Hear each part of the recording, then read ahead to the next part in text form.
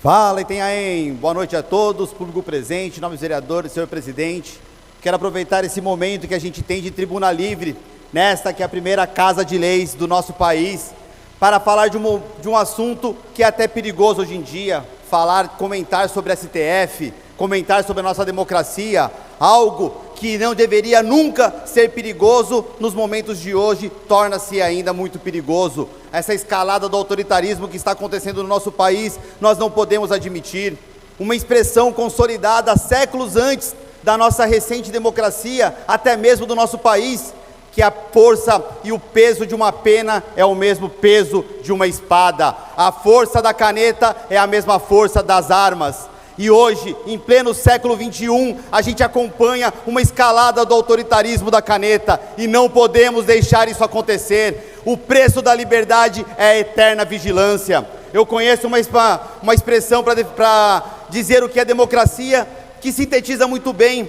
A democracia não é o melhor sistema que nós temos. A democracia não garante que os melhores governem, mas a democracia garante que os piores não se perpetuem. E quando a gente tem da nossa democracia essa alternância que garante a vontade da maioria da população, isso sim é democracia. Agora, quando a gente tem um STF que toma atitudes, pessoas que não foram eleitas, que eu não votei, que vocês não votaram, que não nos representam, tomam lá atitudes que nós não concordamos e não podemos falar nada. Para dizer pouco, eu vou citar apenas um ministro do STF que durante 10 vezes teve o entendimento de que não poderíamos tirar o caso dele, nosso ex-presidente e ex-presidiário Lula, das varas de Curitiba, e esse mesmo ministro do STF muda o seu entendimento e elimina todos os processos, fazendo com que o conhecido como o maior escândalo de corrupção do nosso planeta voltasse a ser elegível, está aí concorrendo às eleições novamente.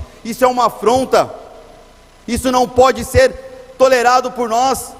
E para finalizar, senhor presidente, eu queria parafrasear um poema que foi um dos mais famosos da Segunda Guerra, que o Tinaldo deve conhecer, que dizia mais ou menos assim: e não sobrou ninguém.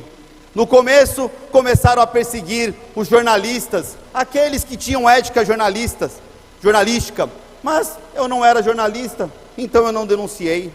Depois começaram a perseguir os donos de blog, influenciadores digitais, caçando-lhes suas páginas e proibindo a sua monetização, mas eu também não era blogueiro, não os acompanhava, eu não denunciei. Depois começaram a perseguir e prender presidentes de partidos e deputados que ousavam falar contra o STF, mas eu também não liguei, eu nem gostava muito de políticos.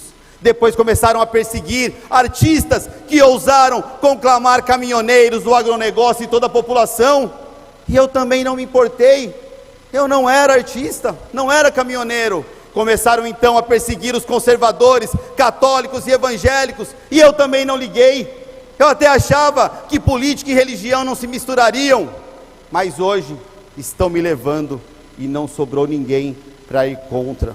Estamos passando por um momento, pessoal, que se nós não nos posicionarmos, que se nós não nos manifestarmos, vai ser tarde para a gente fazer alguma coisa. Então, pessoal, dia 7 de setembro não é para queimar estátuas, não é para botar fogo em ônibus, não é para destruir patrimônio público, não é para confrontar a polícia, e sim para a gente brigar pela nossa democracia, pelos nossos direitos, pela nossa liberdade, pela minha, sua, dos nossos filhos e netos. É que eu conclamo e convoco todos vocês, dia 7 de setembro, vamos para as ruas pela nossa liberdade. Tamo junto, pessoal, valeu!